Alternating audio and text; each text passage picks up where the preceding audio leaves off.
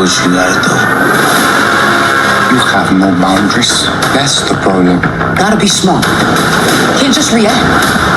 I know you into some shit, and I knew it right when I met you. I ain't gonna let nothing bad happen to you, Trader. I know my son. He ain't finished fucking with me. Sometimes business and personal get all crossed up. What's up, Glad Singers? This your boy J Miles, and I'm back with another video. And you know what to do. If you're new, go ahead, hit the subscribe button, leave a like, comment, let me know what you think, but most importantly, make sure you share it with your ugly ass friends. On today's video, y'all know what it is. We got the episode 5 recap. On this particular video, we're going to be covering all the key moments on the episode, and it was one hell of an episode. So as you know, this one right here was very revealing. Like, you know, obviously we got the biggest reveal with, you know, Rock telling Marvin that Kanan was the one responsible for the death of Lou. We got Breeze finally watching Jeopardy. And we finally figured out that Breeze was also Snap's nephew and not Pop, because a lot of people thought that it was Pop's nephew by blood. So a lot of things were revealed in this particular episode, and we know what the biggest banger was. So we're going to cover all of that and more. But without further ado, let's just go ahead and get into it. So we start the episode off. You know, Marvin was very much concerned that Stefano would be coming for them because, hey, we know that they tried to send a hitter out to take him out last episode, and obviously the hitter failed. But of course, Rock told him that it's not much to be concerned about because they're making Pino so much money that he's gonna rather keep the operation moving as long as they pretty much deny that they had anything to do with it. And also she revealed to Marvin that it was Kanan that was responsible for, you know, the judge overdosing. And Marvin, of course, checked her like, why didn't she tell him earlier? And she said because she didn't want his little legs reacting before she came up with a solution. Anyways, next we go ahead and get to Kanan. He's having a sit down with none other than your boy Stefano. Stefano is basically telling him that Rock tried to take him out last night, and Kanan let him know he didn't have anything to do with it. But Stefano was questioning whether or not he did, you know. And Kanan had to check him. Let him know, look, it ain't about whose side I'm on. It's about my side. And right now I'm on your side of land, nigga. So he told Stefano to do what he got to do as far as handling her. Next we get to Garcia. He is pulling up on our girl Juke. He's like, ugly ass nigga, where my money at? She like, I'm gonna give it to you, ugly ass nigga. But he's like, look, I'm a cop, and if you don't give me my money, I'm gonna hurt you in many different ways. I can put any kind of case on you. You know, he was just his head. Next we get to Pino.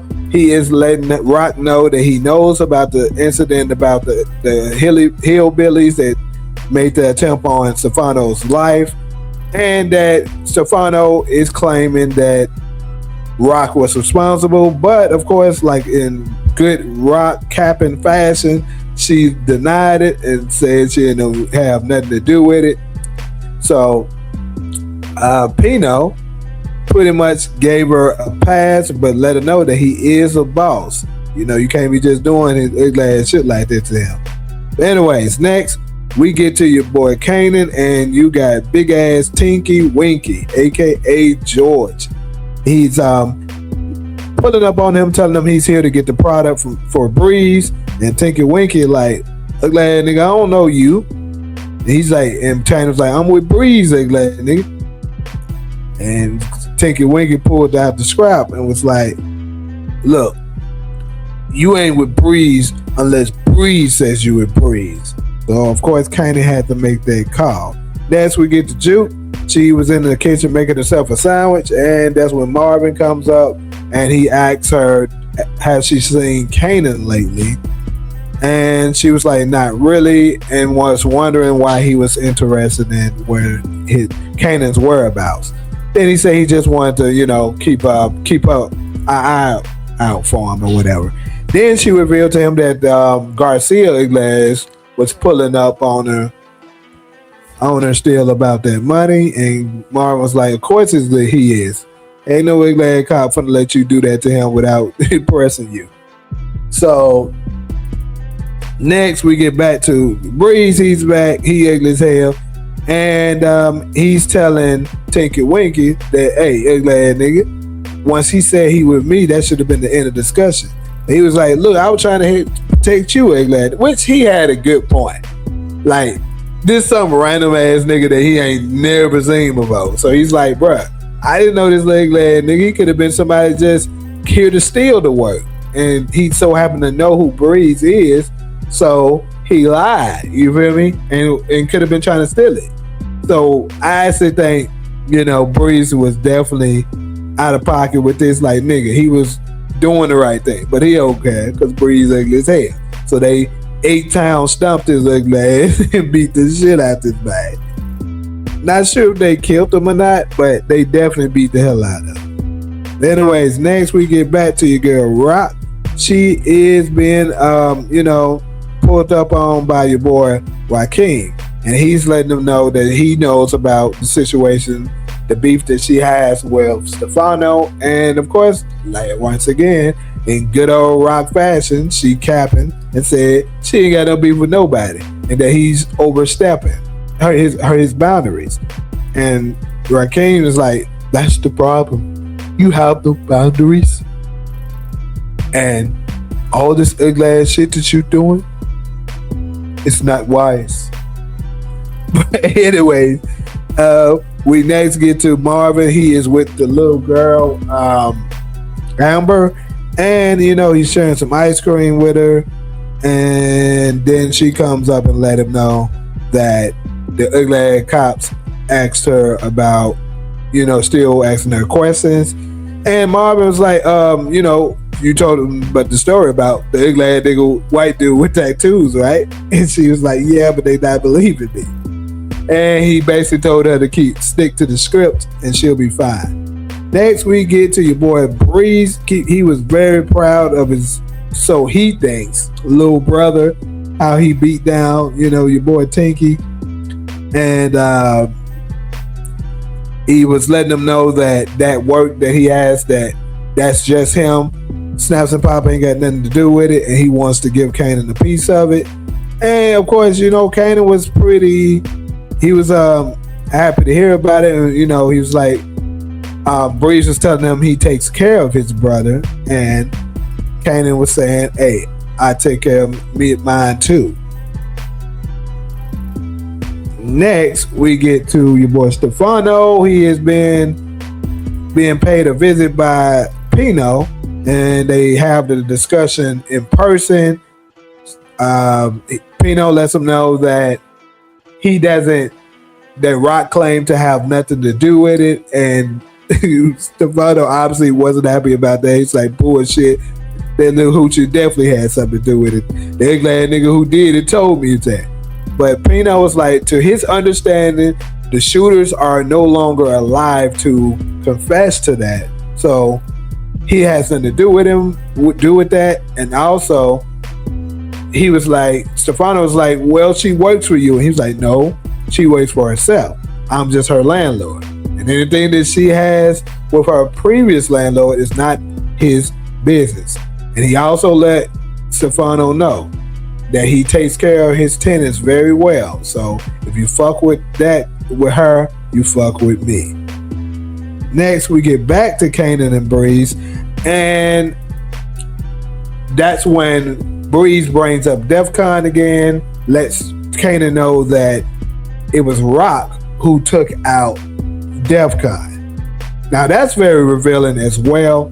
I'm not so sure if this is the truth. I will have a video coming to explain this a little more thoroughly, but that's coming later.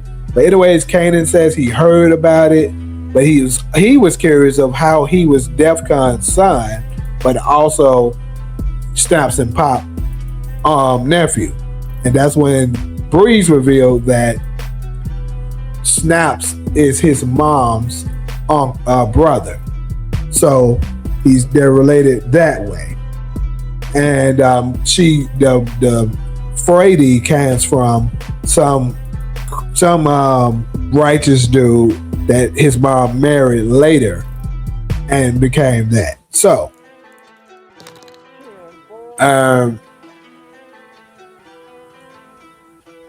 next we get to Juke. She's recruiting people. She's recruiting your boy Twin Low because she needs to move more product, and she's trying to figure out, young nigga, you gonna move that dope. Young nigga, move that dope. And Twin Low was like, hey, I'm down, man. Just say the word.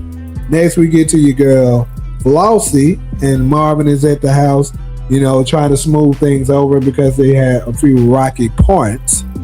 And that's when Marvin pretty much assured her that there was nothing wrong with their product. The ugly ass judge just had a little bit too much. And then he asked her about her daughter again, and she was able to let him know that basically she died in a car accident because she was dating some ugly ass rich Wall Street dude, and he had an accident because he was drunk and driving. Next we get to this little hoochie here, Jackie.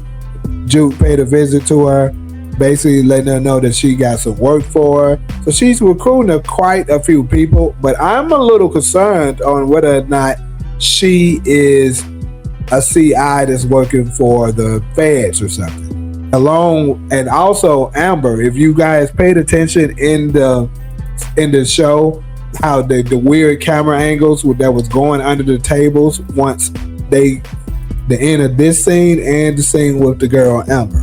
Anyways, next we get to the two white boys. I'm not sure what their name is, but Kanan pulls up on them, let them know, hey, glad niggas, I'm the one taking over now instead of Taz. They pretty much cool with it. Nothing there much more to see. Next we get to Breeze. He's having a walk with Stefano. Stefano ugly as hell, still bitching about Rock, and was like, she's a cancer.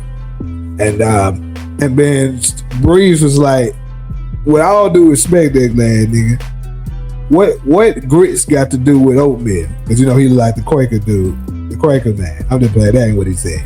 But he was like, what does Rock got to do with they work? She in Manhattan, they in Queens. Which makes a whole lot of sense of what he's saying.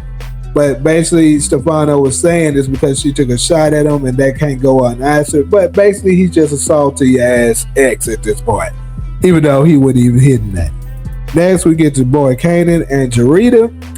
And they are, he was getting ready to pay her off. And she was like, nope, we're not doing it no more, little glad nigga. And she let him know that basically she know he's up to something. She's giving out freebies, but now she's investing in him. Yada, yada, yada. Next, we get to your boy Garcia, and he is now having a meet up with both Juke and Marvin now. And Marvin pretty much hands him his money, and Jukebox decides to ask him, so what do you know about Famous? So we know now that what she wanted to know is what happened to Famous. And pretty much Garcia let him know that pretty much he didn't have anything more than what everybody else knows. And she pretty much was putting them on it, like, look, now that you got your money, your little guy need to find out. Then we get back to Pino. He's now letting The Rock know that our friend Stefano is very pissed because he knows that you killed him, that you tried to kill him, but worse of all, he knows that I know that you tried to kill him. And Rock didn't give a fuck at all. She was like, so what? What is little glad gonna do about it? You above him. And Pino was like, yeah, that's true, but it's little ugly ass niggas tend to get out of hand when they think they can possibly, sometimes they try to take your spot. But also, he gave her another very important and valuable advice on Kanan, because Kanan is working for her opposition, and he ugly as hell, Stefano ugly as hell. So he was like, if you're a good parent, you'll learn to discipline him. And of course, Rock really thought that over. Next, we get back to ugly ass Stefano, and he is having a talk with Flossie, basically trying to tell her to let go of her business with Rock. But Flossie, was letting them know she don't let anybody tell her how to do her business, especially men, because, during the introduction of her, she let us know that she's not going to go for any man trying to tell her how to run her operation. Next, we get a legendary scene because your boy Breeze was at home watching Jeopardy in the legendary apartment. And this is something that we've been waiting on for quite a while. So we finally got that introduction of Breeze watching Jeopardy. It must have been 7 o'clock. But anyways, Kanan walked in later, and then they left out because, they had some work to do. And next, we get your girl, Jarita. She went to go see some little ugly ass dude that was trying to play house with her or some shit. And she was looking like she was about to do it. Then she changed her mind because you can tell her relationship with Kanan is taking a toll on her. Next, we get to your boy, ugly ass Joaquin. He's there watching a boxing fight. And then later on, he walks to the back. His bodyguard gets popped by Breeze. And then Breeze pulls up on Rakim. And Rakim says to him, the same thing will happen to you. Similar to what Lobos told Ghost. Very telling, people. Anyways, and Breeze says a hilarious line that was pretty damn good. And he says, and I'm gonna deserve it. Just like you. And then proceeds to take him out. So after that, we get back to Garcia, and he is having a talk with Detective Payne, I believe his name is, and he's questioning him about more about the case with Famous, and pretty much Payne let him know that pretty much the case was going cold, but the only reason why they were starting to even look at Famous Way was because of the connection between Howard, and for some reason this was very telling to your boy Garcia, and I believe I know the reason. I will let you guys know in another video. But anyways, next we get back to your boy Marvin. Rock is telling him that we need to scoop up one of Kanan's scooter guys, and Marvin was like, why do we need to do that? Kanan's situation has already been handled, and plus we're working in Manhattan, they're in Queens. And Rock was letting them know that, look, we need to get answers and stuff like that. So she pretty much persuaded him to go ahead and do so, because obviously the situation with Pino is starting to get to her. But anyways, next we get to your girl Flossie. She is having a conversation with your girl Jarita, and she's letting them know that she heard that she left sick with the ugly ass nigga that she was just with, and she also left early with another client and was trying to figure out what's the reason. And Jarita tried to tell her that it was something to do with her period, but of course Flossie was keeping up with her girl's period, so she's like, no, ugly ass nigga, that ain't no period, so what is it? And she said she just wasn't feeling it, and she said her mind wasn't in it, and that's when Flossie told her, I'm not paying you for your mind, I'm paying you for your ass. Savage. Anyways, next we get to your boy Pre-Roll. And Pre-Roll was riding the scooter, and then he gets hit by Marvin and his crew in the car. Next, we get to Kanan. He has been visited by Juke. Juke is letting them know that it wasn't Rock's cops who was responsible for the death of Famous, and Kanan was like, "Are you telling me something I already know?" And basically, Juke was like, "Look, that nigga, you don't want to know what happened to him? He was your best fucking friend." And to me, that's also very telling, people. And that will be part of another video as well. But anyways, next he gets a call. Someone is telling him about Primo's bike was in the middle of the road, and looks like he's been attacked. And Kanan was getting ready to take off. Actually, this is a little ahead of my bad. I don't know how this photo got right here, but anyways, Primo was getting his ass attacked by Rock and Marvin. Marvin didn't even really want to do it, but of course, Rock had him doing it and was asking what has Kanan had been talking to him about, saying about her and things like that. And Marvin just wasn't having it. He pulled it to the side, like, bro, what does Rock, Kanan talking about you got to do with our work? And he was like, Rock was trying to tell him we at war, and he was like, he still wasn't with it. And then Rock just let it out on him, just shot the hell out this guy. It was a very crazy scene. She wet his ass up, you know what I'm saying? And then that's when she gave us the big reveal. She said that she let him know that it was Kanan, his little ugly ass, put down our brother. And Marvin was shocked as hell. She was like, what the fuck did you just say? That little ugly ass nigga did it. It wasn't unique. So of course he raced over to Kanan's spot after that, and then Kanan was getting ready to head out, and then he was met by a vicious attack. I'm talking about this boy laid the smackdown on Kanan. I don't think I've ever seen an ass whooping been conducted the way Marvin was unleashing on Kanan. This man beat the hell out of Kanan and was getting ready to take him out, but of course he was saved by Juke, and Juke will, as we know, later grow to regret this. But anyways, pretty much that's all I got for y'all as far as this particular video. Definitely let me know what y'all think of the overall episode. Let me know, what did you guys think?